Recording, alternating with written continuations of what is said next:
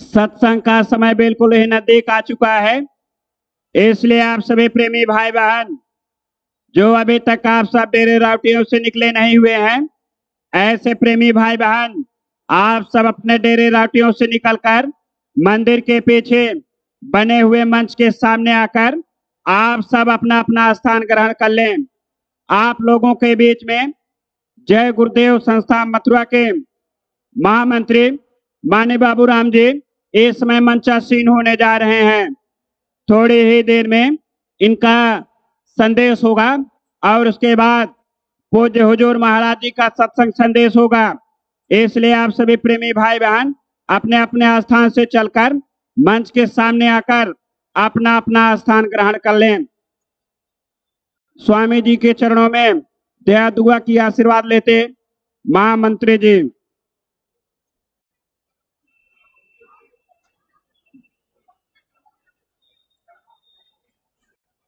जय गुरुदेव, जय गुरुदेव।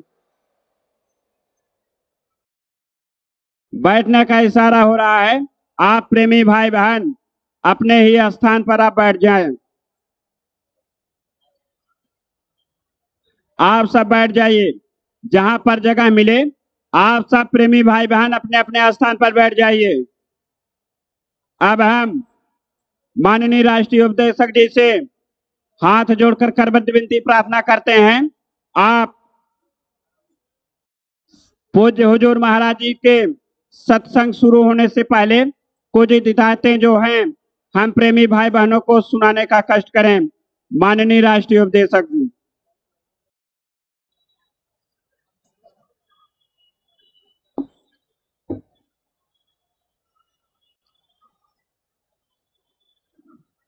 जय गुरुदेव, जय गुरुदेव, जय गुरुदेव, जय गुरुदेव, जय गुरुदेव। नाम किसका? प्रभु का, प्रभु का पावन नाम। जय गुरुदेव, प्रभु का जागृत नाम। जय गुरुदेव।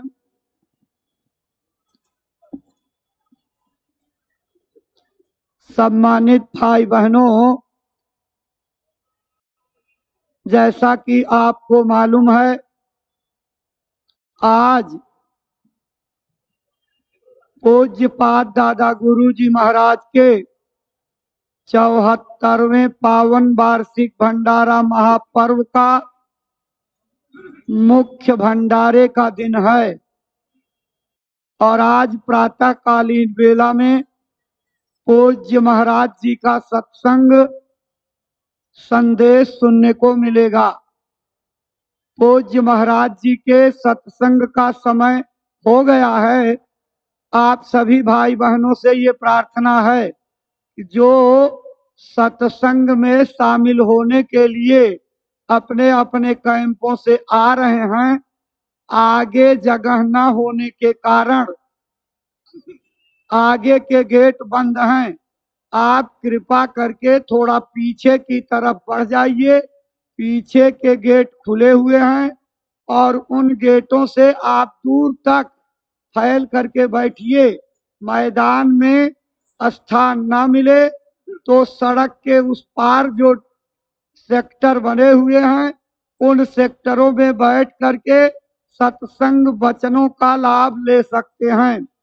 एक प्रार्थना जो झोली और रजिस्टर की सेवा करते हैं उन प्रेमियों से करना है कि आप जब तक महाराज जी का सत्संग चलेगा कोई भी झोली वाले रजिस्टर वाले खड़े नहीं होंगे। जब महाराज जी का सत्संग पूरा हो जाएगा, आपको आदेश मिलेगा, तब आप अपनी सेवा प्रारंभ करेंगे। इस प्रार्थना को विशेष रूप से आप स्थान देंगे। पूज्य महाराज जी के सत्संग मंच पर आने का समय हो रहा है, उसके पहले आपको कुछ चेतावनी की पंक्तियां और समसामयिक संदेशों की पंक्तियां सुनाई जाएंगी। आप इनको सुनिए, दोहराइए, और जो लोग सत्संग मैदान में आ रहे हैं प्रयास करके अपने हाथों में जय गुरुदेव झंडा लेकर के जरूर आवें। अब आप सुनिए चेतावनी की ये पंक्तियां। जय गुरुदेव। जय गुरुदेव, जय गुरुदेव। अभी एक 82 दिनों का काफिला आप सबको याद होगा गया था, वापस लौट के आया है। उसका लक्ष्य और उद्देश्य क्या था, संदेश क्या था, उसके संदर्भ में चंद पंक्तियां हैं, वो सरकार हुजूर महाराज के कदम में समर्पित हैं। आप सभी दोहराने की कोशिश करेंगे। जय गुरुदेव, जय गुरुदेव। शाकाहार का पाठ पढ़ाकर लौट के आया काफिला, शाकाहार का पाठ पढ़ाकर लौट के आया काफिला, गुरु नाम का अलख जगाकर लौट के आया काफिला, गुरु नाम का अलख जगाकर लौट के आया काफिला। जीव जागरण का ऐसा ही रहेगा जारी सिलसिला, जीव जागरण का ऐसा ही रहेगा जारी सिलसिला। मौज हुई जब गुरु प्यारे की वारिस को तैयार किया, मौज हुई जब गुरु प्यारे की वारिस को तैयार किया। जीव जगाने खातिर तब उनने था एक संकल्प लिया, जीव जगाने के खातिर तब उनने था संकल्प लिया। हरियाणा राजस्थान व MP को सत्संग संदेश मिला, हरियाणा राजस्थान व MP को सत्संग संदेश मिला। जीव जागरण का ऐसा ही रहेगा जारी सिलसिला। 27 अगस्त सन 22 को मथुरा आश्रम से था निकला, 27 अगस्त सन 22 को मथुरा आश्रम से था निकला। जींद रेवाड़ी अलवर छबिया मुंडावर भी रहा मिला, जींद रेवाड़ी अलवर छबिया मुंडावर भी रहा मिला। सदाचार व नशा मुक्ति का सबको था संदेश मिला, सदाचार व नशा मुक्ति का सबको था संदेश मिला। जीव जागरण का ऐसा ही रहेगा जारी सिलसिला, जीव जागरण का ऐसा ही रहेगा जारी सिलसिला। राजस्थान की वीर भूमि ने अजब दया गुरु की पाई, राजस्थान की वीर भूमि ने अजब दया गुरु की पाई। जैसलमेर व बाड़मेर तक सत्संग पहुंचा था भाई, जैसलमेर व बाड़मेर तक सत्संग पहुंचा था भाई। चूरू सीकर जोधपुर, चूरू सीकर जोधपुर बाराकोटा पाली भी मिला, चूरू सीकर जोधपुर बाराकोटा पाली भी मिला। जीव जागरण का ऐसा ही रहेगा जारी सिलसिला। नागौर अजमेर टोक छवड़ा में भी सत्संग किया, नागौर अजमेर टोक छवड़ा में भी सत्संग किया। सभी जगह पर प्रभु प्राप्ति का सरल मार्ग भी बता दिया, सभी जगह पर प्रभु प्राप्ति का सरल मार्ग भी बता दिया। पूरे 82 दिन तक चलता रहा था अपना काफिला, पूरे 82 दिन तक अपना चलता काफिला। जीव जागरण खातिर रहेगा जारी सिलसिला, जीव जागरण खातिर वैसा रहेगा जारी सिलसिला। बहनों की संख्या ने मीरा की भक्ति को दर्शाया, बहनों की संख्या ने मीरा की भक्ति को दर्शाया। गुरुवर के वारिस ने उनको बिंदु बिंदु था समझाया। गुरुवर के वारिस ने उनको बिंदु बिंदु था समझाया। गुरु भक्ति की प्यास अभी भी, गुरु भक्ति की प्यास अभी है, साक्षात था झलक मिला। गुरु भक्ति की प्यास अभी है, साक्षात था झलक मिला। जीव जागरण का ऐसा ही रहेगा जारी सिलसिला। अब जागरण का ऐसा ही रहेगा जारी सिलसिला। अब फिर से एक मौज हुई है, 76 दिन को जाना है। अब फिर से एक मौज हुई है, 76 दिन को जाना है। 4 प्रांतों की जनता को सच्चा संदेश सुनाना है। 4 प्रांतों की जनता को सच्चा संदेश सुनाना है। महाराष्ट्र, सौराष्ट्र, कर्नाटक और गुजरात को समय मिला। महाराष्ट्र, सौराष्ट्र, कर्नाटक और गुजरात को समय मिला। जीव जागरण का ऐसा ही रहेगा जारी सिलसिला। जीव जागरण का ऐसा ही रहेगा जारी सिलसिला। सोमनाथ द्वारिकाधीश की नगरी तक भी जाएगा। सोमनाथ द्वारिकाधीश की नगरी तक भी जाएगा। नामदान और सुरत शब्द का अनुपम भेद बताएगा। नामदान और सुरत शब्द का अनुपम भेद बताएगा। 44 वर्षों बाद दोबारा है ऐसा संयोग मिला। 44 वर्षों बाद दोबारा है ऐसा संयोग मिला। जीव जागरण खातिर ऐसा रहेगा जारी सिलसिला। जीव जागरण खातिर ऐसा रहेगा जारी सिलसिला। भारत भर की संगतों का, भारत भर की संगतों का श्रम व साथ भरपूर मिला।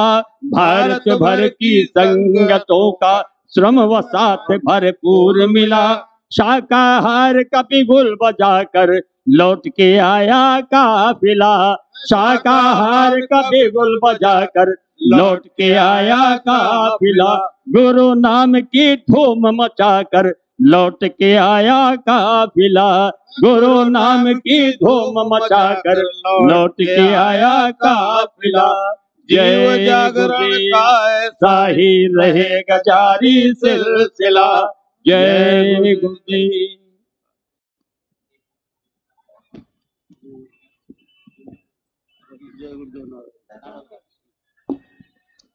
जय गुरुदेव। जय गुरुदेव। सम्मानित भाई बहनों, पूज्य महाराज जी ने अभी 82 दिवसीय ऐतिहासिक, अभूतपूर्व और देश की जनता को एक नया संदेश देते हुए जो भारी सफलता के साथ ऐतिहासिक काफिला संपन्न किया, उसके संबंध में आप चंद लाइनें सुन रहे थे। गुरु महाराज का उद्देश्य क्या था, उनकी शिक्षाएं क्या थी, उनके उपदेश क्या थे, और पूज्य महाराज जी उन्हीं के मिशन और कार्यों को आगे बढ़ाने का संकल्प लेकर के आप सबके सहयोग से जिस दिशा की ओर बढ़ रहे हैं, उसका सारांश दर्शाती एक और चेतावनी आपको सुनाई जा रही है। आप इसको सुनिए और गुरु महाराज के, पूज्य महाराज जी के महापुनीत पावन उद्देश्यों से परिचित होइए। तो सुनिए, आपके सामने ये पंक्तियां सुनाई जा रही हैं। जय गुरुदेव। जय गुरुदेव। जय गुरुदेव नारा लगाते चले हैं। जय गुरुदेव नारा लगाते चले हैं। दुखी जन को बाबा जगाते चले हैं। दुखी जन को बाबा जगाते चले हैं। जय गुरुदेव नारा लगाते चले हैं। जय गुरुदेव नारा लगाते चले हैं। धर्म पूर्ण क्या है बताते चले हैं। धर्म पूर्ण क्या है बताते चले हैं। धर्म पूर्ण क्या है बताते चले हैं। धर्म पूर्ण क्या है बताते चले हैं। कर्म पाप में भी लखाते चले हैं। कर्म पाप में भी लखाते चले हैं। जय गुरुदेव नारा लगाते चले हैं। उठो पास आओ बुलाते चले हैं। उठो पास आओ बुलाते चले हैं। भटक भूल सब की मिटाते चले हैं। भटक भूल सब की मिटाते चले हैं। दुखी जन को बाबा जगाते चले हैं। वो सतनाम क्या है सुनाते चले हैं। वो सतनाम क्या है सुनाते चले हैं। जो सुनते हैं उनको बचाते चले हैं। जो सुनते हैं उनको बचाते चले हैं। जय गुरुदेव नारा लगाते चले हैं। मना करते हैं मांस मछली न खाना। मना करते हैं मांस मछली न खाना। सुनो भाई बहनों इसे मत पकाना। सुनो भाई बहनों इसे मत पकाना। सभी अंडे बच्चे तू अपने समझना। सभी अंडे बच्चे तू अपने समझना। इन्हें भूल कर भी न भूनना न तलना।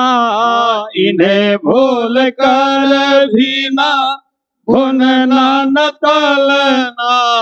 दया रूप मैया बुलाते चले हैं। दया रूप मैया बुलाते चले हैं। दुखी जन को बाबा जगाते चले हैं। अगर चाहते तुम प्रभु को हो पाना। अगर चाहते तुम प्रभु को हो पाना। मुसीबत से बचना जगत को बचाना। मुसीबत से बचना जगत को बचाना। तो मानो जो बातें हैं बाबा बताते। तो मानो जो बातें हैं बाबा बताते। मुसीबत तू सिर पर क्यों अपने हो लाते। मुसीबत तू सिर पर क्यों अपने हो लाते। अरे बचाने को आए बचेंगे भले हैं। बचाने को आए बचेंगे भले हैं। जय गुरुदेव नारा लगाते चले हैं। दुखी जन को बाबा जगाते चले हैं। है गुरुवर के वारिस इन्हें आजमाओ, है गुरुवर के वारिस इन्हें आजमाओ, है गुरुवर के वारिस इन्हें आजमाओ, है गुरुवर के वारिस इन्हें आजमाओ। मिले नाम धन जो लगन से कमाओ, मिले नाम धन जो लगन से कमाओ। नशा नाम का अपने ऊपर चढ़ाओ, नशा नाम का अपने ऊपर चढ़ाओ। सिमट करके बाहर से भीतर को आओ, सिमट करके बाहर से भीतर को आओ। वही वो तुम्हारे लिए बस खड़े हैं, वही वो तुम्हारे लिए बस खड़े हैं। यही वो तुम्हारे लिए बस खड़े हैं, यही वो तुम्हारे लिए बस खड़े हैं। दुखी जन को बाबा जगाते चले हैं। जय गुरुदेव नारा लगाते चले हैं। जय गुरुदेव भगवान का नाम गाओ, जय गुरुदेव भगवान का नाम गाओ। भविष्य के दुख से बचो और बचाओ, भविष्य के दुख से बचो और बचाओ। बनो शाकाहारी सदाचार लाओ, बनो शाकाहारी सदाचार लाओ। जन जन को सदाचार सेवा सिखाओ, जन जन को सदाचार सेवा सिखाओ। गुरु डूबते को सहारा मिले है, गुरु डूबते को सहारा मिले है। गुरु डूबते को किनारा मिले है, गुरु डूबते को किनारा मिले है। दुखी जन को बाबा जगाते चले। जय गुरुदेव नारा लगाते चले। जय गुरुदेव। जय गुरुदेव। सम्मानित भाई बहनों, अभी आप प्रार्थना और चेतावनी की पंक्तियां सुन रहे थे। गुरु डूबते को सहारा मिले हैं, गुरु डूबते को किनारा मिले हैं। वास्तव में हमारे कर्म जनित जो विपत्तियों के पहाड़ टूटने वाले हैं, उनमें गुरु की दया कृपा ही हमारा सहारा बनेगी। आज पूज्यपाद दादा गुरु जी महाराज के इस पावन भंडारे में अगाध श्रद्धा का जो सागर उमड़ता हुआ दिखाई पड़ रहा है और सारी दुनिया इसको देख रही है। इससे ये सिद्ध होता है कि लोगों को शांति और सुकून की तलाश है और शांति के संदेश सुनने के लिए लोगों में व्यग्रता पैदा हो रही है। पूज्य महाराज जी अपने समय से मंच पर विराजमान हो जाएंगे। आपसे प्रार्थना है कि जब महाराज जी का आगमन सत्संग मंच पर होगा तो अपने स्थान पर खड़े होकर के पूज्य महाराज जी का श्रद्धा से आप सभी लोग स्वागत नमन वंदन करेंगे। वो आपका अभिवादन स्वीकार करेंगे और जब संकेत कर देंगे तो आप अपने स्थान पर बैठ जाइएगा और एक एक बातों को दत्त चित्त हो करके सुनिएगा और अपने जीवन में उतारने की कोशिश करिएगा। यह वो ऐतिहासिक संदेश है जो आध्यात्मिक और वैचारिक क्रांति को फलीभूत होने की दिशा में इस सारे मानव समाज को लेकर के जाएगा। और गुरु महाराज का संकल्प, उनका जो मिशन था, वो एक दिन सारे विश्व को अपने झंडे के तले ला करके खड़ा कर देगा। उसका संकेत साफ आज इस उमड़े हुए जन सैलाब को देखने से स्पष्ट दिखाई पड़ रहा है। पूज्य महाराज जी का आगमन सत्संग मंच पर होने जा रहा है। आप सभी भाई बहन जब महाराज जी का आगमन हो जाए तो खड़े हो करके उनका स्वागत, सम्मान, अभिनंदन वंदन करेंगे और संकेत पा करके आप अपने स्थान पर बैठ जाएंगे। पूज्य महाराज जी मंच पर आ रहे हैं, खड़े होकर के स्वागत, सम्मान, अभिनंदन वंदन करिए।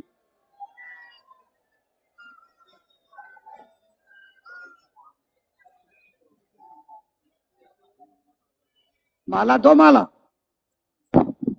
अपने गुरु महाराज के श्री चरणों में श्रद्धा सुमन अर्पित करके दया कृपा और संभाल की प्रार्थना करते पूज्य महाराज जी।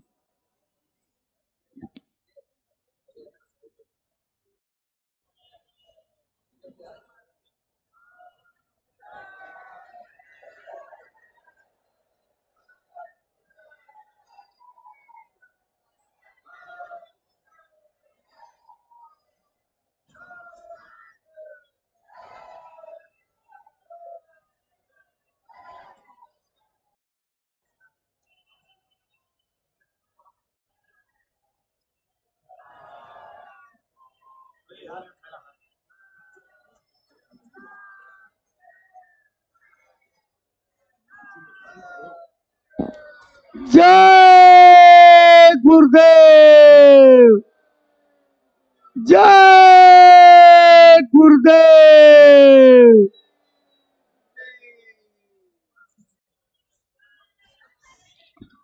अब आपको बैठने का संकेत पूज्य महाराज जी ने कर दिया है।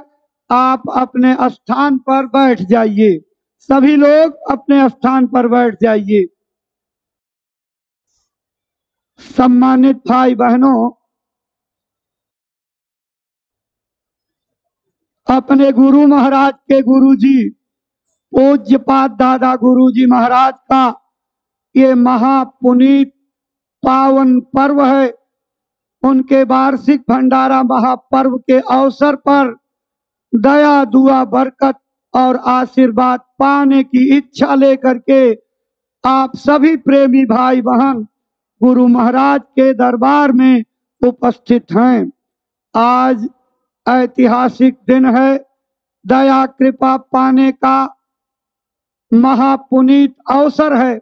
इस अवसर पर संकल्प बना करके पूज्य महाराज जी हम लोगों के बीच में विराजमान हो चुके हैं। आपके पावन चरण कमलों में श्रद्धा से आदर पूर्वक ये प्रार्थना करते हैं कि गुरु महाराज का वो संदेश जो जनता की भलाई और आत्म कल्याण का है, देश और दुनिया को उसको सुख और संपन्नता की ओर ले जाने का है, अपनी अमरवाणी से प्रेमी भाई बहनों को सुनाने समझाने की कृपा करें, ताकि आपकी अमरवाणी से प्रेरणा प्राप्त करके भाई बहन अपने मानव जीवन की बीतती जा रही अनमोल सांसों का उपयोग करके अपना मानव तन सफल, सार्थक और कामयाब बना सकें।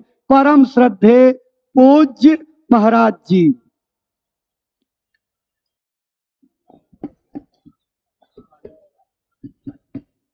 चालू करो।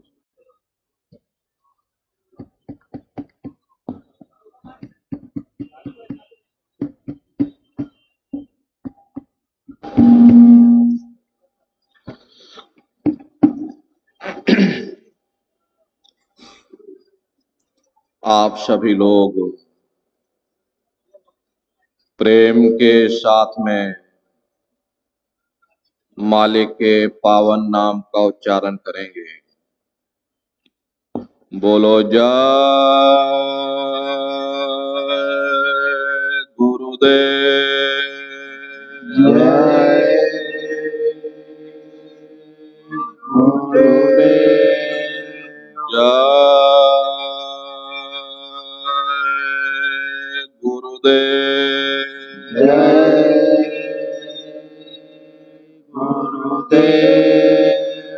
जय गुरुदेव। नाम किसका? प्रभु का। प्रभु का पावन नाम। जय गुरुदेव। मालिक का प्यारा नाम। जय गुरुदेव। जय गुरुदेव। जय गुरुदेव।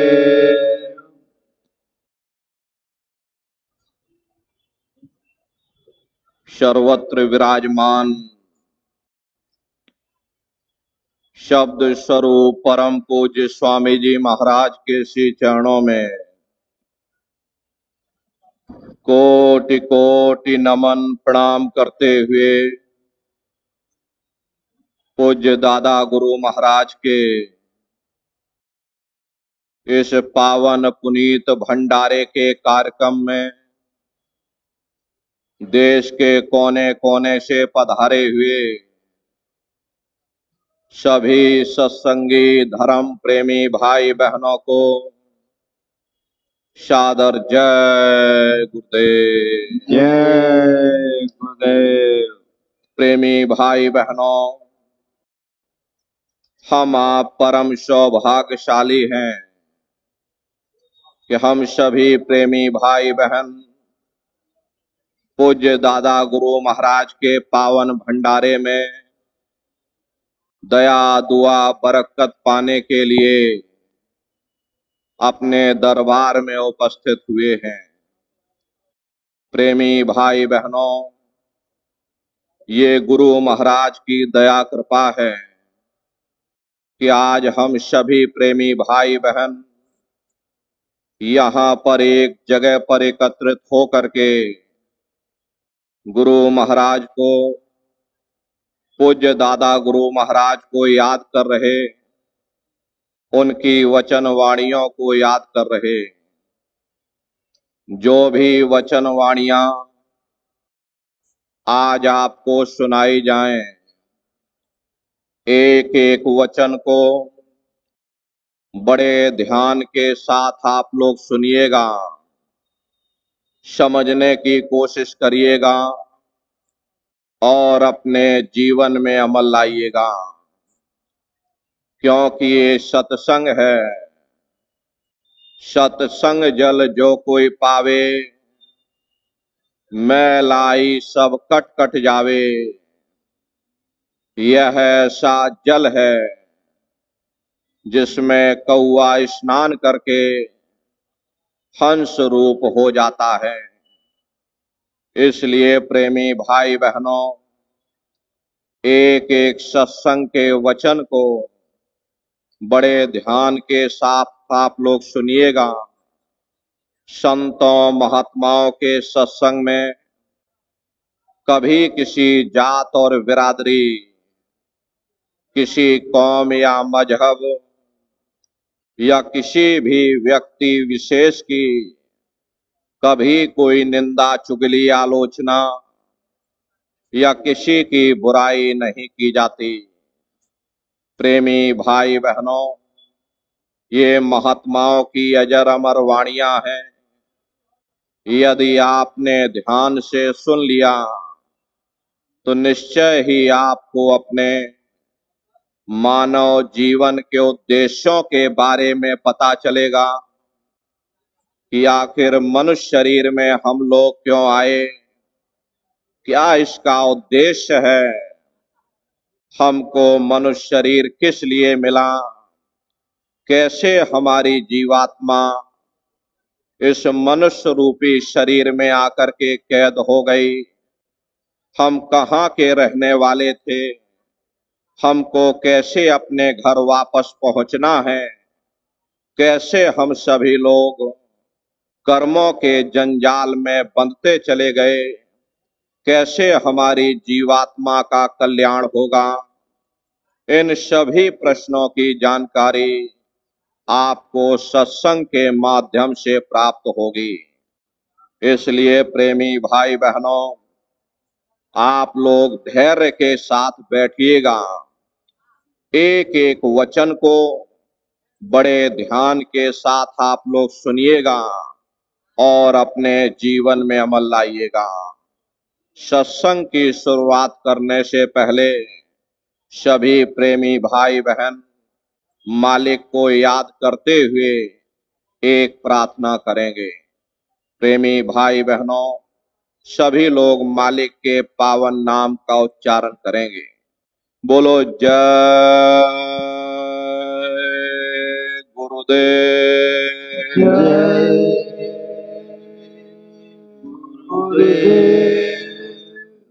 गुरु का ध्यान कर प्यारे, गुरु का ध्यान कर प्यारे, बिना सके नहीं छोटे ना, बिना सके नहीं टूटना, नाम के रंग में रंग जा, नाम के रंग में रंग जा, मिले तो है धाम ने जय अपना, मिले तो ही धाम निज अपना, गुरु के शरण द्रान कर ले, गुरु की शरण दृढ़ कर ले, बिना इसका जनाए शरणा, बिना इसका नहीं शरणा, लाभ और मान क्यों चाहे, लाभ और मान क्यों चाहे, पड़ेगा फिर तुझे देना, पड़ेगा फिर तुझे देना, कर्म जो जो करेगा तू, कर्म जो जो करेगा तू, वही फिर भोगना भरना, वही फिर भोगना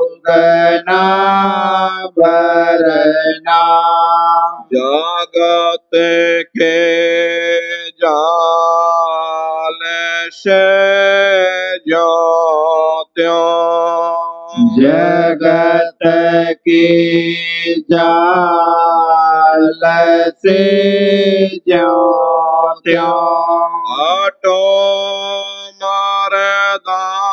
मरदान गे करना हटो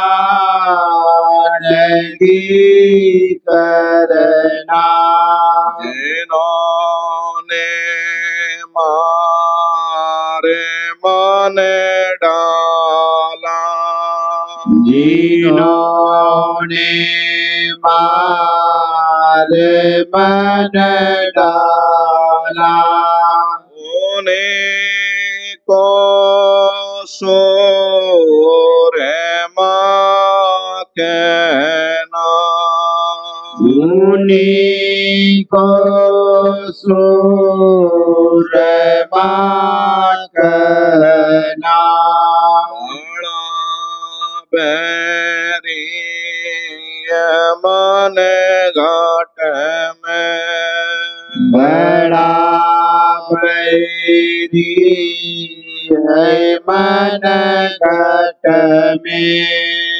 से काजे तना कठिना इसी का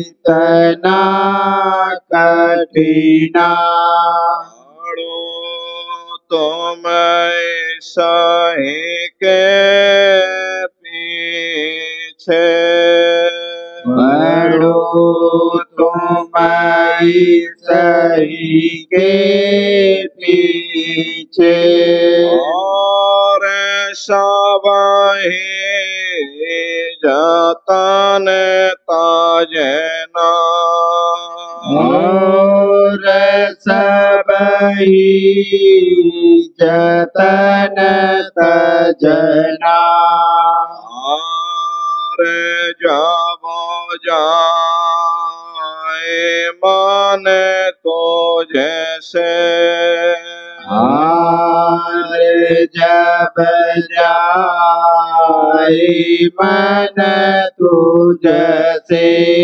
आड़ा दे सोते को गगना चढ़ा दे सूरत को गगना और सब काम जग जोठा और सब काम जग झूठा आगे दे सही को गहना त्याग दे सही को गहना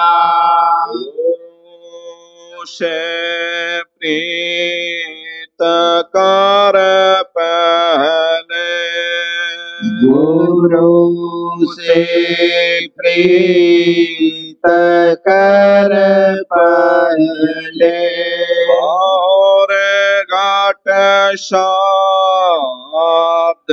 को सुनना बहुरी घट शब्द को सुनना गुरु का ध्यान कर प्यारे गुरु का ध्यान कर प्यारे नाय सके नाय छोटे ना बिना इसके नहीं छूटना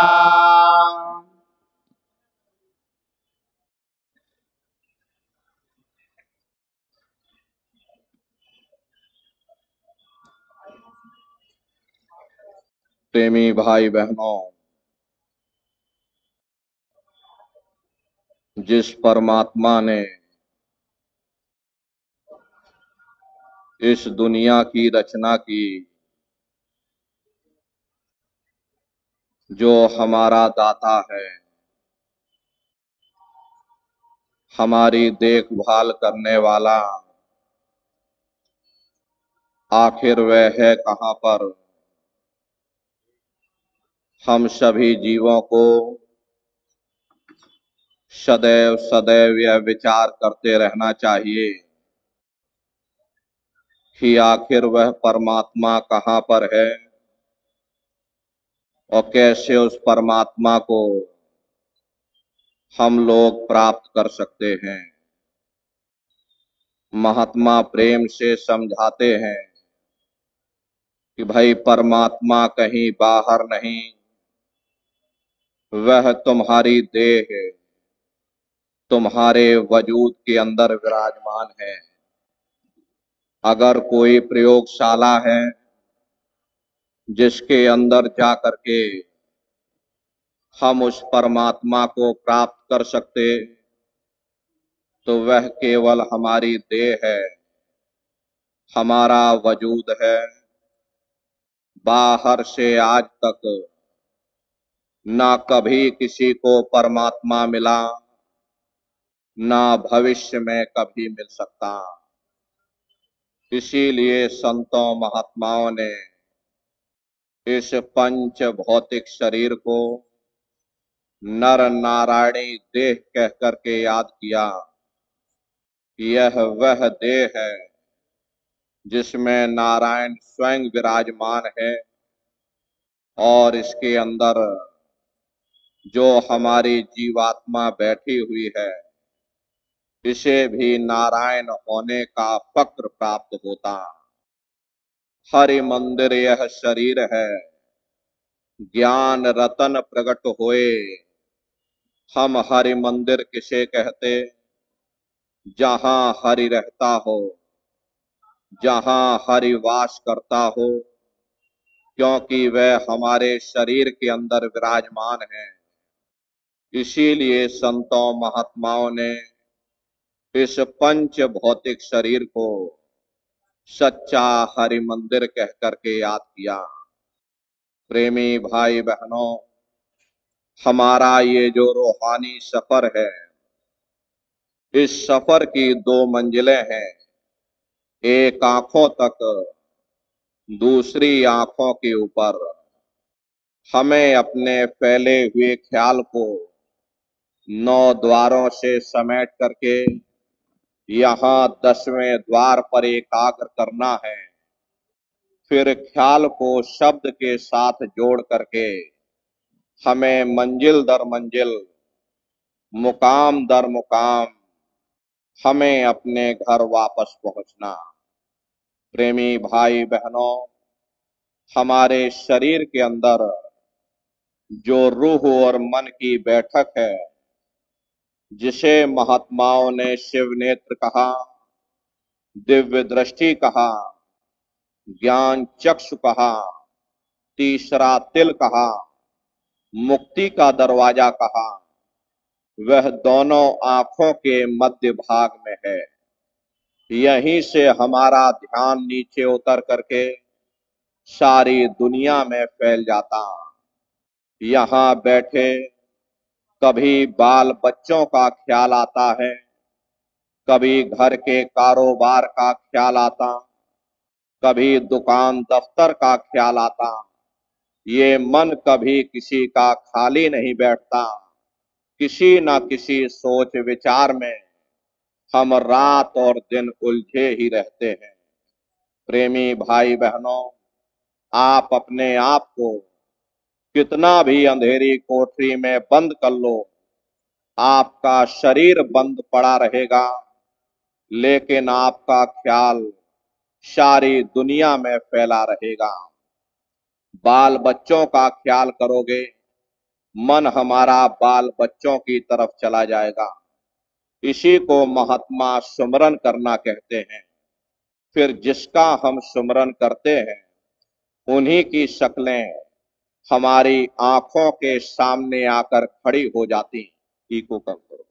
यदि बाल बच्चों का सुमरन करोगे, बाल बच्चों की शक्लें आ जाएंगी। घर के कारोबार का सुमरन करोगे, घर के कारोबार की शक्लें आ जाएंगी। इसी को महात्मा ध्यान करना कहते हैं। जिसका हम सुमरन करते हैं उसी का हम ध्यान भी करते हैं, और जिसका सुमरन ध्यान करते हैं उन्हीं के साथ हमारा मोह और प्यार पैदा हो जाता। इतना इन शक्लों और पदार्थों से हमारा मोह और प्यार पैदा हो जाता कि हमें रात में स्वप्न भी इन्हीं के आते, और मौत के वक्त में इन्हीं की शक्लें हमारी आंखों के सामने आकर खड़ी हो जाती।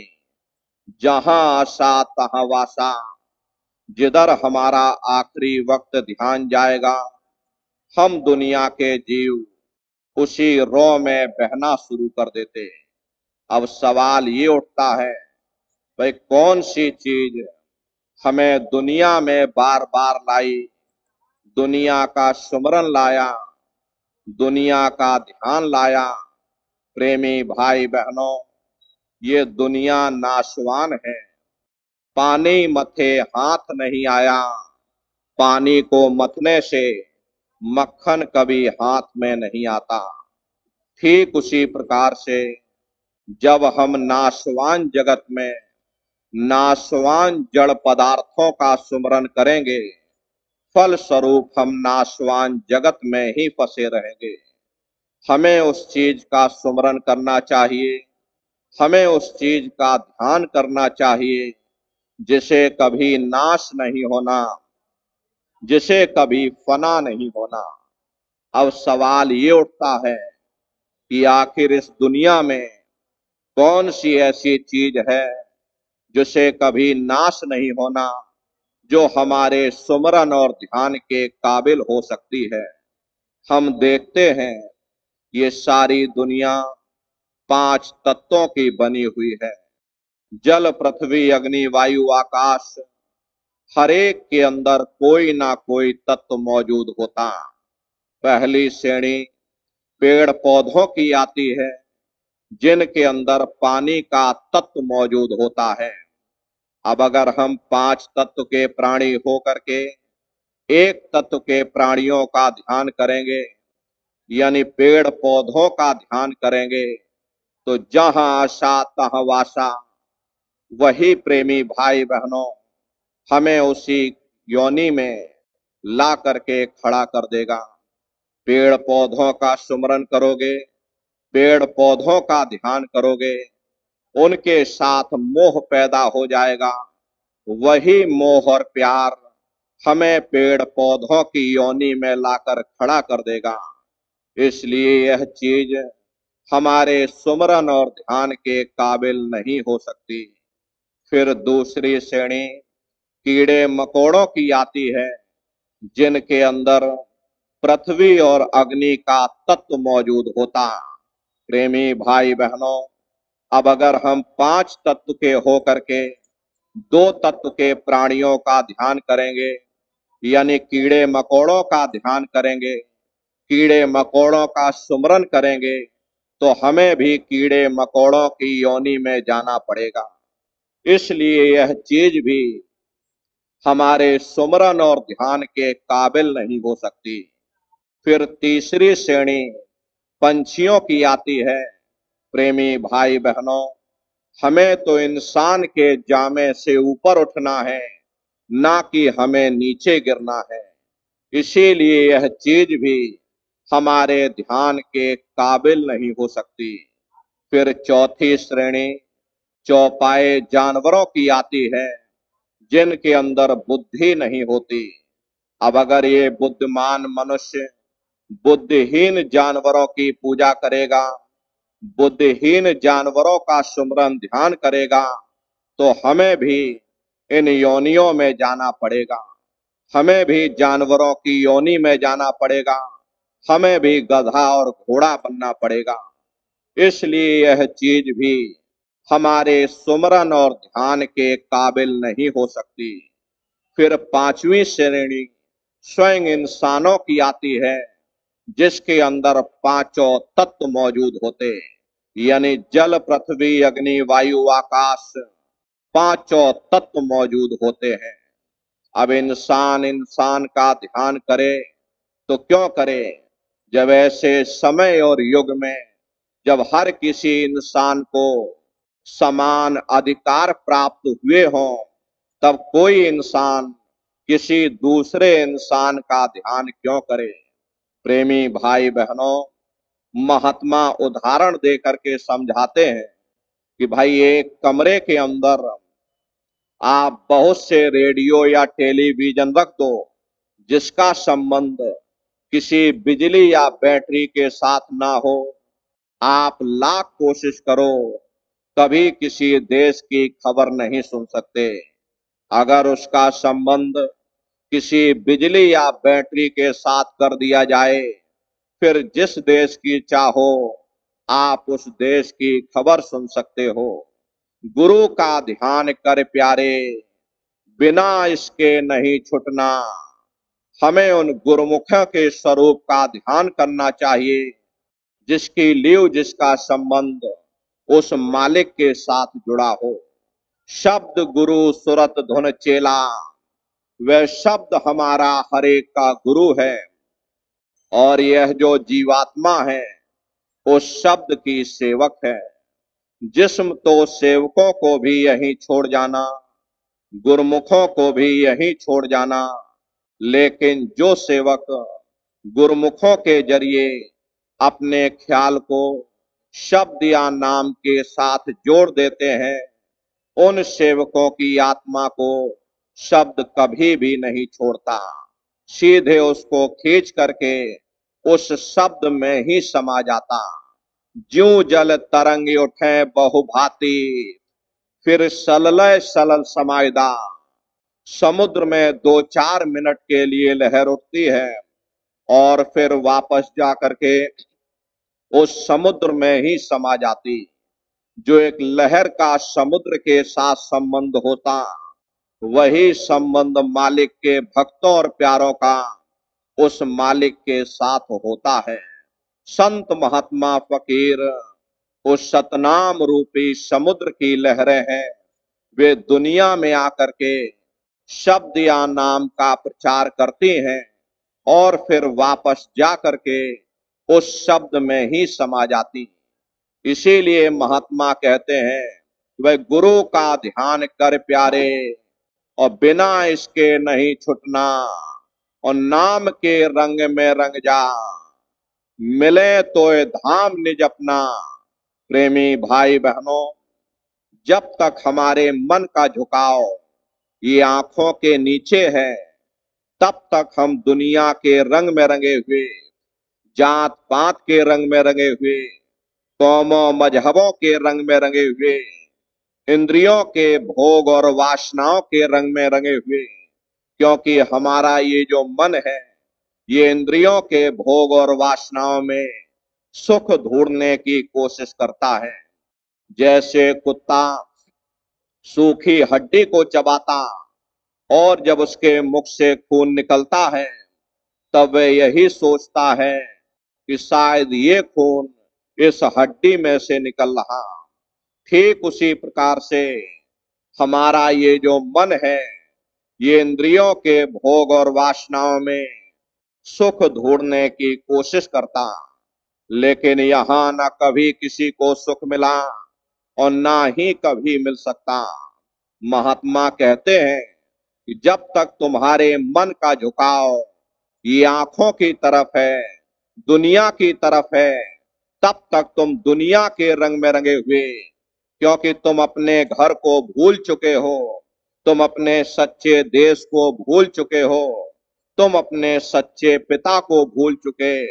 तुम बाहर से कितने भी आलिम फाजिम, कितने भी विद्वान और कितने भी गुणी ज्ञानी क्यों ना हो, लेकिन अंदर से तुम बेअकल हो, अंदर से बिल्कुल अज्ञानी हो।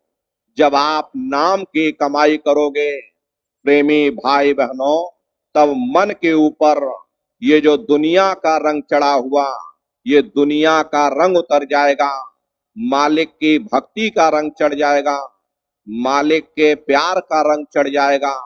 तब दुनिया की ओर से तुम सो जाओगे, लेकिन मालिक की ओर से जाग जाओगे।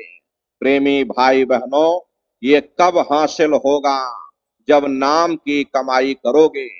इसीलिए महात्मा कहते हैं, भाई नाम के रंग में रंग जा, मिले तो ये धाम निज अपना, और गुरु की शरण दृढ़ कर ले, बिना इस काज नहीं सरना। प्रेमी भाई बहनों, हमें मालूम हो चुका कि वह परमात्मा कहीं बाहर नहीं, वह तुम्हारी देह, तुम्हारे वजूद के अंदर विराजमान है। हमें ये भी मालूम हो चुका है कि हमें अपने फैले हुए ख्याल को 9 द्वारों से निकाल करके यहाँ 10वें द्वार पर एकाग्र करना है। फिर ख्याल को शब्द के साथ जोड़ करके हमें मंजिल दर मंजिल, मुकाम दर मुकाम, हमें अपने घर वापस पहुंचना।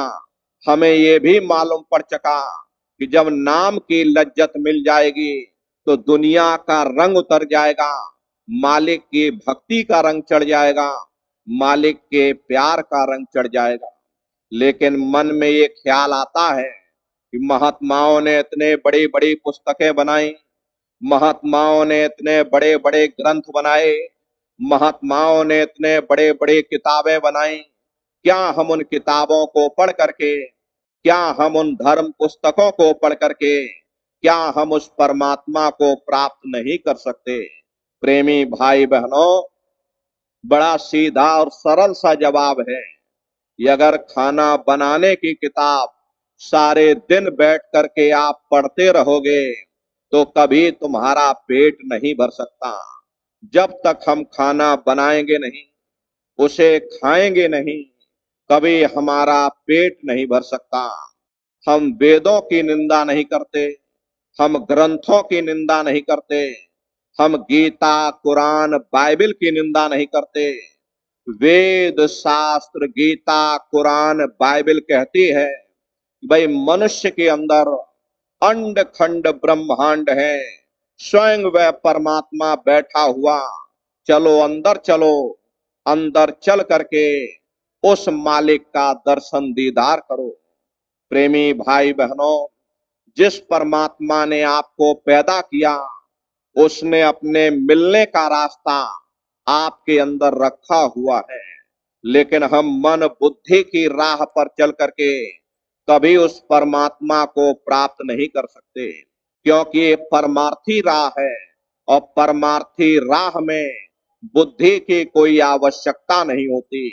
मनुष्य ने अपना पूरा जीवन विद्या पढ़ते पढ़ाते गुजार दिया, हासिल कुछ ना हुआ, उल्टा अहंकार और आ गया कि हम बड़े बुद्धिमान हो गए, हम ज्ञानी और ध्यानी बन गए, किया कराया सब गया। जब आया अहंकार, इसीलिए महात्मा प्रेम से समझाते हैं, भाई अगर तुम मालिक को पाना चाहते हो, इस भव सागर से पार होना चाहते हो, तो गुरुमुखों की शरण में आ जाओ, उनकी संगत और सोहबत करो, उन पर भरोसा और विश्वास करो। हरे सतगुरु पर करो भरोसा, फिर करो ना कुछ अफसोसा। बगैर भरोसे और विश्वास के एक कदम चलना भी मुश्किल पड़ जाता। देखो, जब हम रेलवे स्टेशन पर जा करके और टिकट खरीद करके रेलगाड़ी में बैठ जाते हैं, तो हमें पूरा भरोसा हो जाता कि हम अपने गंतव्य तक जरूर पहुंचेंगे। भले ही रेलगाड़ी लेट हो जाए, लेकिन हमें पूरा भरोसा होता है कि भाई हम अपने स्थान पर जरूर पहुंच जाएंगे। ठीक उसी प्रकार से जब सतगुरु ने हमें नाम दे दिया, धूर्धाम जाने की टिकट दे दी, तो एक ना एक दिन हम अपने सच्चे देश, सच्चे घर, सच्चे वतन जरूर पहुंचेंगे। नाम रूपी जीव कभी नरकों में नहीं जाता, ना ही महात्मा ऐसे जीवों को छोड़ते हैं। वैसे महात्मा अपने जीवों की हर पल हर क्षण संभाल करते रहते हैं, लेकिन हमें अपने अंदर पूरा भरोसा तब होता है जब हम अपने अंदर जा करके अपने सतगुरु के नूरी स्वरूप का दर्शन दीदार कर लेते। उससे पहले कोई कह दे कि नहीं महात्मा जी ठीक नहीं है, तो हमारा भरोसा टूट जाएगा। फिर कोई कह दे नहीं महात्मा जी बिल्कुल सच्चे और पक्के हैं, तो भरोसा हमारा फिर कायम हो जाएगा।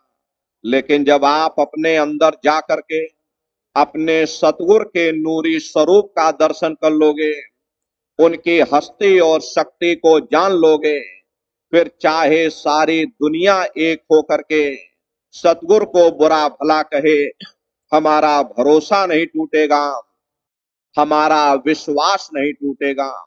इसीलिए महात्मा कहते हैं कि शिष्य तुम्हारा धर्म है, तुम सतगुरु की मौज में रहना सीखो, उनकी रजा में रहना सीखो, उनके हुक्म पर चलना सीखो। फिर चाहे कैसा भी हुक्म हो, अगर सतगुरु कोई हुक्म देता है उसके लिए वह जिम्मेदार होता। संत महात्मा फकीर कभी किसी को नाजायज हुक्म नहीं देते।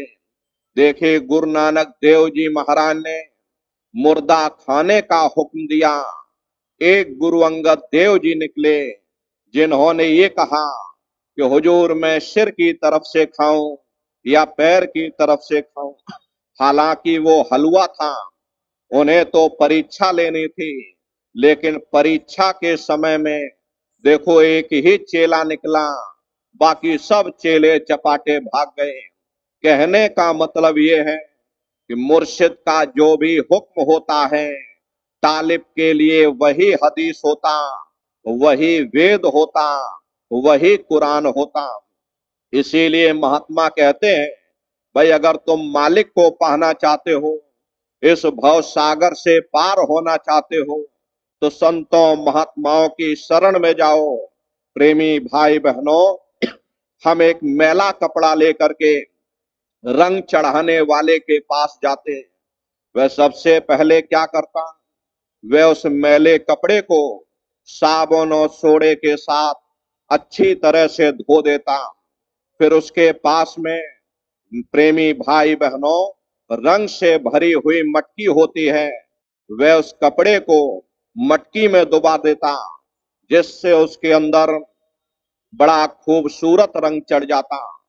ठीक उसी प्रकार से जब हम महात्माओं के सानिध्य में जाएंगे, वे अपने सत्संग के द्वारा, सुमरन ध्यान भजन के द्वारा, सेवा के द्वारा हमारे ऊपर ये जो दुनिया का रंग चढ़ा हुआ, ये दुनिया के रंग को धीरे धीरे साफ कर देंगे।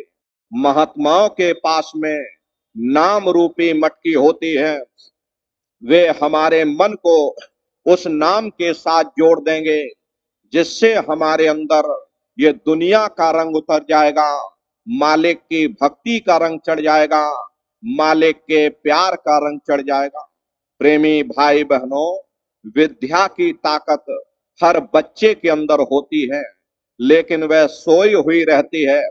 बच्चा जब स्कूल में जाता है, गुरुजनों का कहना मानता है, मेहनत करके पढ़ाई करता है, तो वह सोई हुई ताकत जाग जाती है। लेकिन जो बच्चा स्कूल ही ना जाए, गुरुजनों का कहना ही ना माने, घर में अध्ययन ही ना करे, तो ताकत तो उसके अंदर रहती है, लेकिन सोई हुई रहती और सोई हुई ही चली जाती। इसीलिए महात्मा कहते हैं भाई अगर तुम मालिक को पाना चाहते हो, तो हमें उस मालिक की भक्ति मन के पीछे लगकर नहीं, बल्कि गुरुमुखों की शरण में जाकर के वे जिस राह पर हमको चलाएं, उस राह पर चल करके करनी चाहिए। इसीलिए महात्मा कहते वह गुरु की शरण दृढ़ कर ले और बिना इसका आज नहीं सरना, और लाभ और मान क्यों चाहे, पड़ेगा फिर तुझे देना। प्रेमी भाई बहनों, हमें उस मालिक की भक्ति केवल मालिक को प्राप्त करने के लिए करनी चाहिए, दुनिया की इच्छाओं और तृष्णाओं के लिए नहीं। धन दौलत के लिए नहीं, जमीन जायदाद के लिए नहीं, बेटा बेटी के लिए नहीं। हरे ऐसी दीवानी दुनिया भक्ति भाव नहीं बूझे, और कोई आवे तो बेटा मांगे, यही गुसाई दीजिए। कोई आवे दुख का मारा, हम पर कृपा कीजिए। कोई आवे तो दौलत मांगे, भेंट रुपया लीजिए। कोई रचावे ब्याह सगाई, सुनत गुसाई रीझे। और सांचे का कोई ग्राहक नाही, झूठ है जगत पतीजे। और कहे कबीर सुनो भाई साधो, अंधों को क्या कीजिए। रविया वसरी मुसलमानों के अंदर बड़ी मशहूर महात्मा हुआ करती थी। वे अपने कलाम में लिखती हैं कि हे परमात्मा, ये जो तूने दोजख या नरक बनाए, अगर मेरा वश चले मैं इनमें आग लगा दूं। हे परमात्मा, ये जो तूने स्वर्ग या बहिष्ठ बनाए, अगर मेरा वश चले मैं इनको समुद्र में डुबा दूं, ताकि ये दुनिया के लोग ना तो तेरे नरकों के भय से तेरी भक्ति करें, ना कोई स्वर्ग की आशा रख करके तेरी भक्ति करे। जो मालिक के प्यारे होते हैं वे केवल उस मालिक को प्राप्त करने के लिए उस मालिक की भक्ति करते। अरे दिल का हुजरा साफ कर जाना के आने के लिए, और ध्यान गैरों का हटा उसको बिठाने के लिए। एक दिल लाखों तमन्ना, उस पर भी भारी हविष्य, फिर ठिकाना है कहाँ उसको बिठाने के लिए। हम सभी लोग ये चाहते हैं कि वो परमात्मा हमारे अंदर हमारे हृदय में आकर के बैठ जाए, परंतु हम कभी ये नहीं सोचते हैं कि उस परमात्मा को बैठाना कहाँ है। अरे जिस हृदय के अंदर हम उस मालिक को बैठाना चाहते हैं, वह हृदय तो पहले से ही दुनियादारी में फंसा हुआ। प्रेमी भाई बहनों, मन तो एक ही है, चाहे तुम दुनियादारी में लगा लो और चाहे तुम मालिक की भक्ति में लगा लो। इसीलिए महात्मा समझाने की कोशिश करते, भाई हमें उस मालिक की भक्ति केवल मालिक को प्राप्त करने के लिए करनी चाहिए, दुनिया की इच्छाओं तृष्णाओं के लिए नहीं, मान सम्मान के लिए नहीं, लोगों से माथा टिकवाने के लिए नहीं। अरे बगुला भगत बनने से कोई लाभ नहीं होता। शायद कुछ लोगों को हम धोखा दे सकें, लेकिन वह परमात्मा जो तुम्हारे अंदर बैठा हुआ उसे कभी धोखा नहीं देते। प्रेमी भाई बहनों, उस मालिक को हम आप कभी धोखा नहीं दे सकते। इसीलिए महात्मा कहते हैं कि मालिक की भक्ति केवल मालिक से मिलने के लिए करो, और अपनी भक्ति को अपने अंदर हजम करना सीखो। दया पाना कोई बड़ी चीज नहीं है, लेकिन दया को हजम करना ये बहुत बड़ी चीज होती है। बाप अपने बेटे को कुछ धन दे करके उसे कारोबार में लगाता है, और जब बेटा मेहनत करता है, बाप के दिए हुए धन से कारोबार में उन्नति करता है, तो बाप उससे खुश हो जाता, उसकी और ज्यादा मदद करता। लेकिन यदि वही बेटा बाप की दी हुई दौलत को शराबों कबाबों में खर्च कर दे, तो बाप उससे नाराज हो जाता, जो कोई धन संपत्ति देनी होती है उससे भी वंचित कर देता। इसीलिए महात्मा कहते हैं कि भाई मालिक की बख्शी हुई दौलत को तुम अपने अंदर हजम करना सीखो। कहीं ऐसा ना हो कि तुम मान सम्मान के चक्कर में पड़ करके मालिक की बख्शी हुई दया मेहर को दुनिया के बाजार में कौड़ियों की तरह खड़खड़ाने लग जाओ।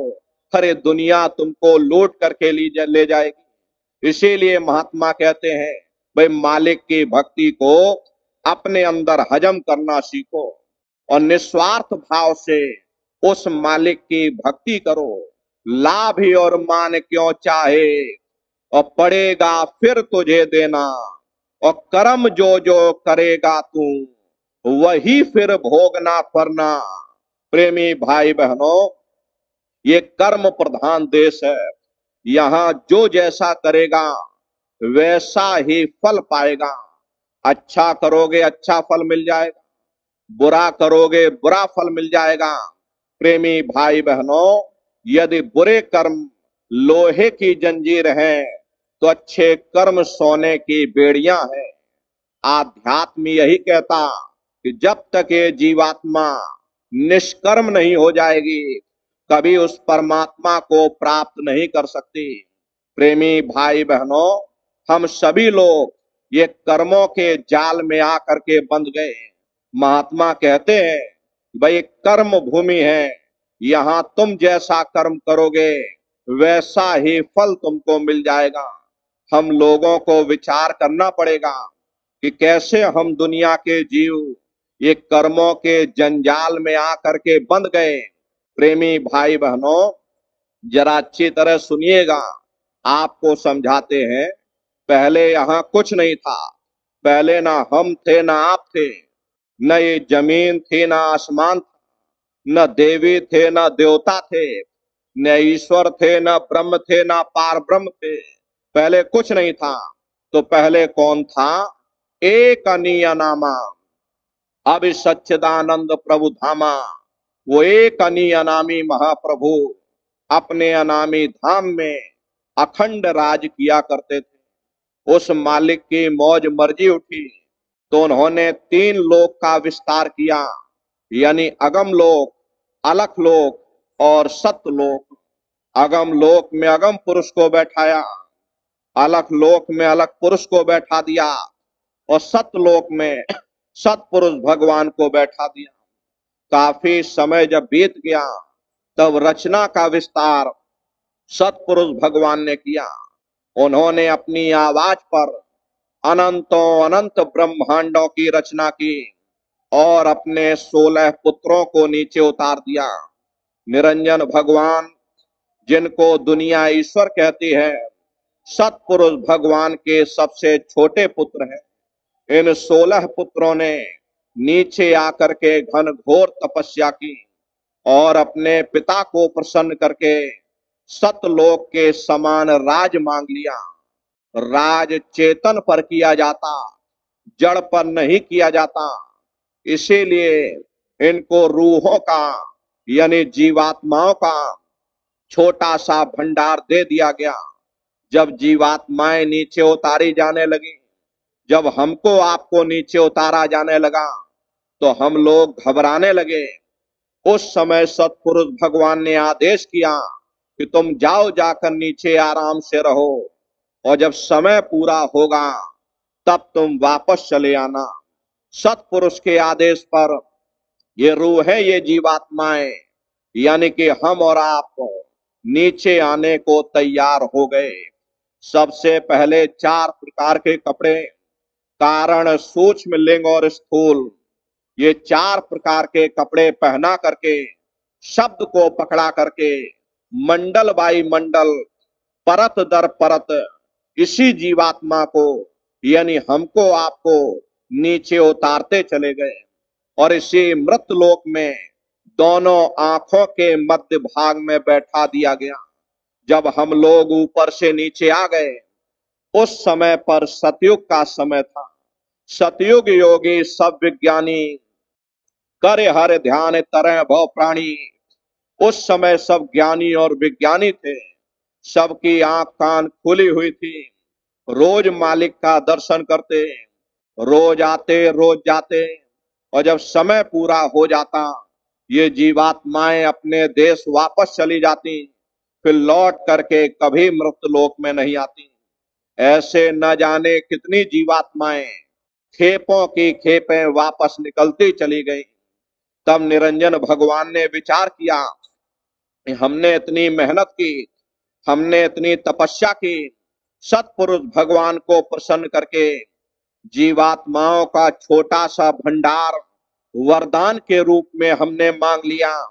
अगर ये जीवात्माएं ऐसे ही अपने देश वापस लौट जाएंगी, हम कोई बंधन नहीं लगाएंगे, तो एक दिन मेरा राज्य खाली हो जाएगा। तो उन्होंने बड़ी होशियारी के साथ कर्मों का विधान बना दिया और कर्मों का विधान बना करके जीवात्माओं को सुना दिया गया कि भाई ये पुण्य कर्म है, ये पाप कर्म है, ये शुभ कर्म है और ये अशुभ कर्म है। और इन जीवात्माओं को कह दिया कि काल रूप में तिन कर भाता, शुभ अशुभ कर्म फल दाता। यानी मैं काल रूप हूं और शुभ अशुभ कर्मों का मैं फल दूंगा। यानी कर्म करने की स्वतंत्रता हमको आपको दे दी गई और फल देने का अधिकार इन्होंने अपने हाथों में रख लिया। धीरे धीरे ये जीवात्माएं कर्मों की बेड़ियों में जकड़ती चली गईं। जिस नाम की डोरी को पकड़ करके ये जीवात्माएं ऊपर से नीचे आई थी, वो नाम की डोरी हाथ से छूट गई। तब से लेके आज तक न जाने कितने युग और कल्प बीत गए, हम लोग यहीं पर भटका खा रहे हैं। प्रेमी भाई बहनों, ये रूह सतनाम का अंश है, सत देश की रहने वाली है। लेकिन जब काल और माया के देश में आई तो काल और माया ने तन के पिंजरे में जीवात्माओं को कैद कर दिया। अप्रेमी भाई बहनों, संत दया करके इन जीवात्माओं को निकाले तो निकाले, वरना रूहों के बस की बात नहीं कि रूह मन के चंगुल से आजाद हो सके। महात्मा कहते हैं, भाई कर्ता ने काया रची, जुग जुग जग विस्तार, और कार दिए विसराय के, घर घर करत पुकार। यानी काल ने 5 तत्व का पिंजरा बना करके इस पिंजड़े में जीवात्माओं को कैद कर दिया। अब जीव अपने घर को भूल चुका, सच्चे देश को भूल चुका, सच्चे पिता को भूल चुका। युगों युगों से यह जीव अपने ही कर्मों के बंधन में बंद करके अलग अलग योनियों में बंदरों की तरह नाचता फिर रहा। कोई दाव नहीं मारक पारे और धर धर दे ही जन्म सिरावे। काल ने जीवों के निकलने के लिए कोई दाव कोई रास्ता नहीं छोड़ा। प्रेमी भाई बहनों, ये कर्मों के जंजाल में आकर के जीवात्माएं इतनी जकड़ चुकी हैं। अब संत दया करके इन जीवात्माओं को कर्मों के बंधन से मुक्त करें तो करें, वरना रूहों के बस की बात नहीं है। ये रूह प्रेमी भाई बहनों अपने आप कर्मों के जंजाल से कभी अलग नहीं हो सकती। इसीलिए महात्मा कहते हैं, भाई जो कर्म तुमने किए हैं भजन ध्यान सुमरन के द्वारा उसकी माफी मिल सकती है, लेकिन कम से कम तुम आगे के लिए कोई बुरा खोटा कर्म मत करो। लेकिन हम लोग भूल जाते हैं, हम सोचते हमें कौन देखा, रात का अंधेरा है, चाहे जैसे कर्म करो। लेकिन हम लोग ये भूले बैठे हैं, भाई देखने वाला कहीं दूर नहीं है। अरे वो तो तुम्हारे अंदर बैठा हुआ, उसे न किसी जज की जरूरत है, न उसे किसी वकील की जरूरत है, न उसे कभी गवाह की जरूरत है, न उसे किसी सिफारिश की जरूरत है। जो कुछ वह अपनी आंखों से देखता है उसी के अनुसार हमको सजा देता। अच्छा कर्म करोगे अच्छा फल दे देगा, बुरा कर्म करोगे बुरा फल दे देगा।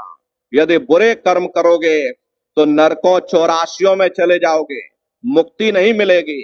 प्रेमी भाई बहनों, ये कर्मों का ऐसा विधान है, कर्मों से मुक्ति नहीं मिल सकती।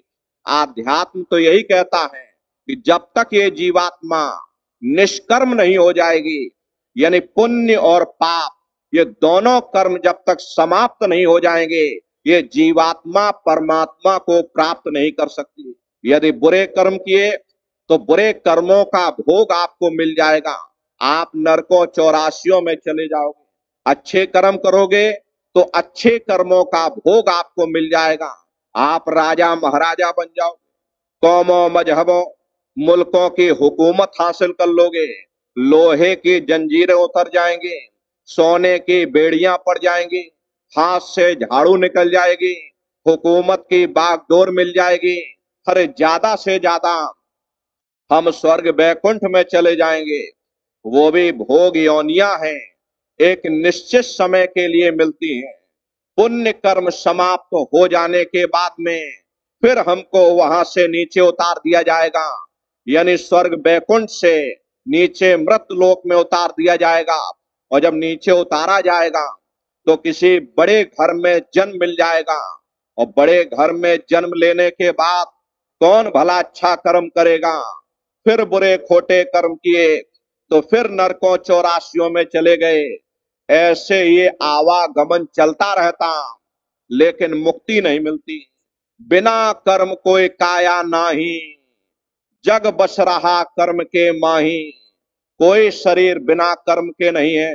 ये सूरज चांद सितारे, ये जमीन और ये आसमान जिनको हम आप अपनी जड़ आंखों से देख रहे, ये सब कर्मों के अधीन है। कर्म होती है तो काया बनती है, और काया होती है तो कर्म भी बन जाते हैं। ये एक दूसरे पर सवाश्रित हैं, एक के बगैर दूसरा हो ही नहीं सकता। जिस दिन से दुनिया बनी, ये कर्मों का अटल कानून चला रहा। युग बदलते रहते हैं, समय बदलता रहता, लेकिन ये कर्मों का कानून नहीं बदलता। कर्म भूत सब जग को लागा, या से बचे नहीं कोई जागा। कर्मों का ये भूत सारे संसार के जीवों को लगा हुआ। कर्मों के वशीभूत हो करके ये मनुष्य बार बार जन्म लेता और मरता है। इसीलिए महात्मा कहते हैं, भाई कर्म जो जो करेगा तू, वही फिर भोगना भरना।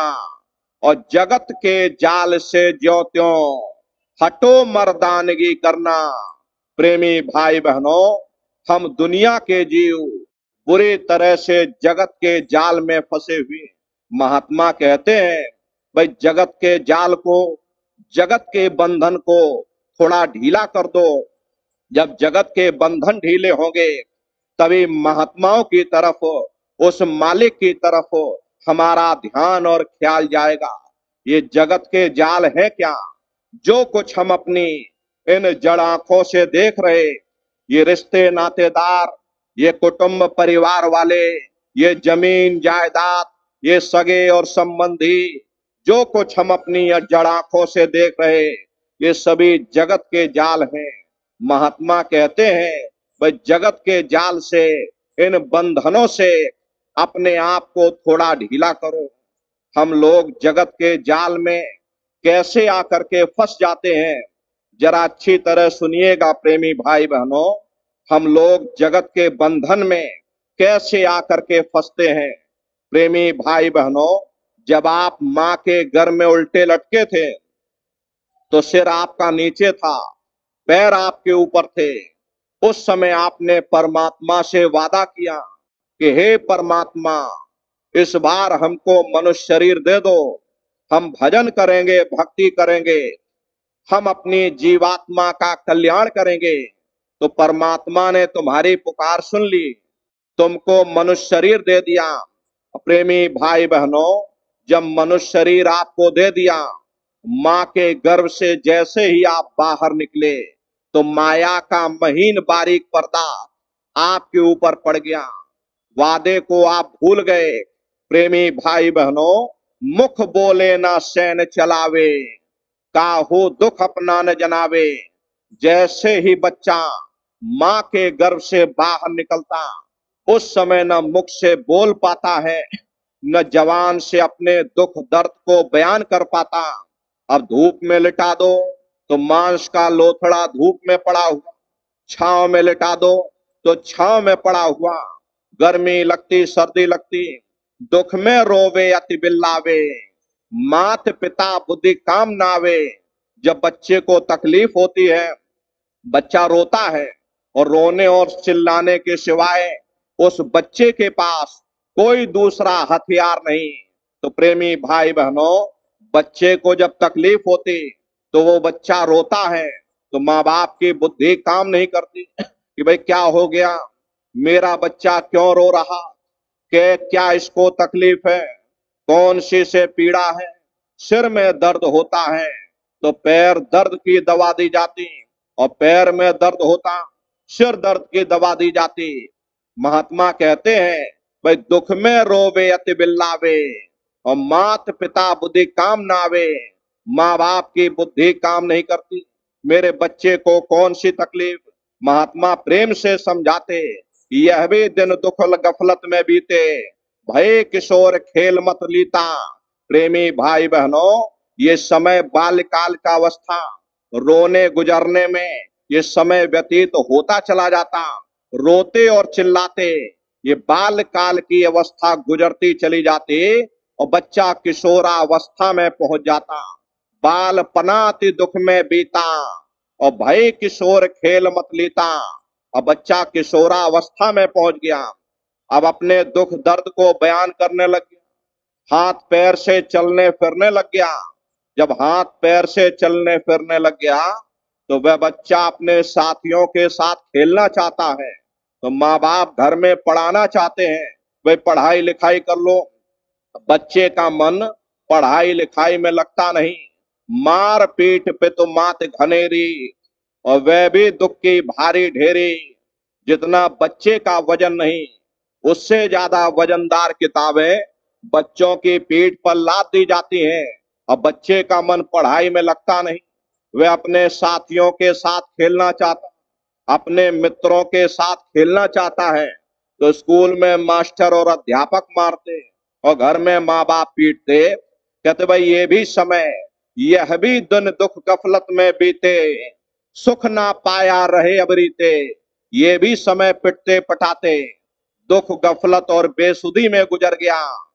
तरुण अवस्था वन लागी और मन तरंगे अब छिन छिन जागी। धीरे धीरे किशोरावस्था का समय गुजरता चला गया और तरुण अवस्था आ गई। तरुण कहते हैं जवानी की अवस्था को।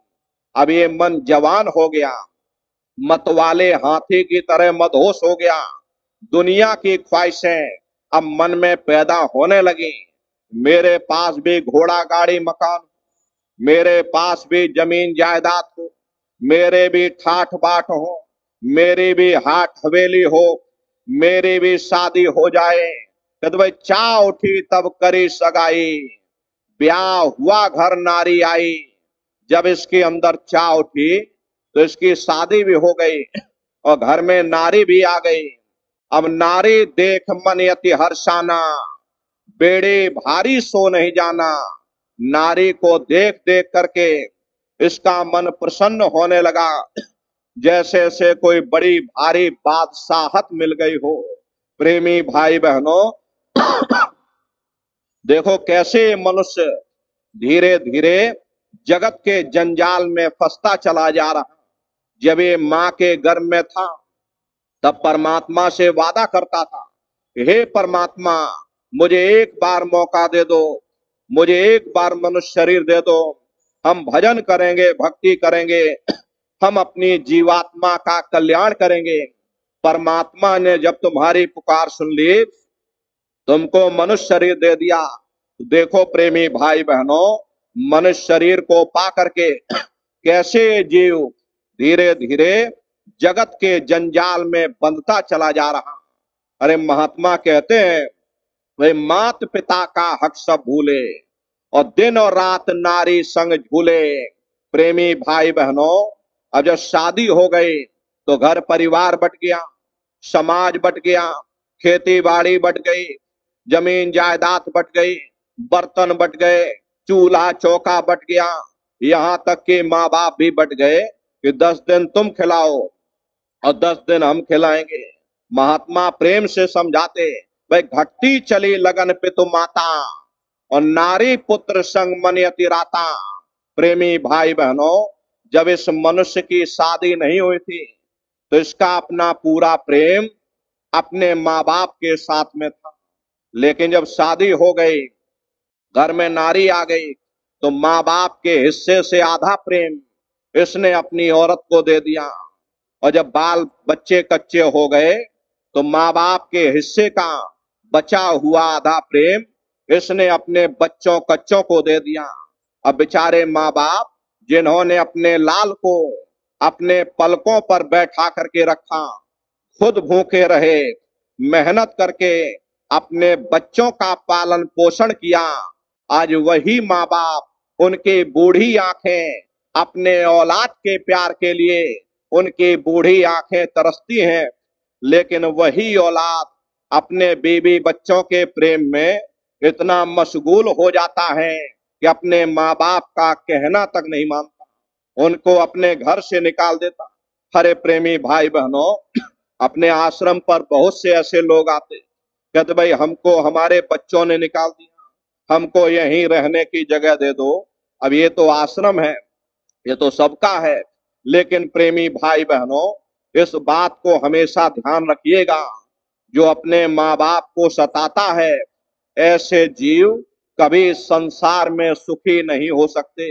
प्रेमी भाई बहनों, महात्मा कहते हैं भाई घटती चली लगन पितु माता और नारी पुत्र संग मनि अतिराता। और प्रेमी भाई बहनों, आगे महात्मा कहते हैं भाई फिकर पड़ा घर का जब ही और दर दर भटके दुख अब सही।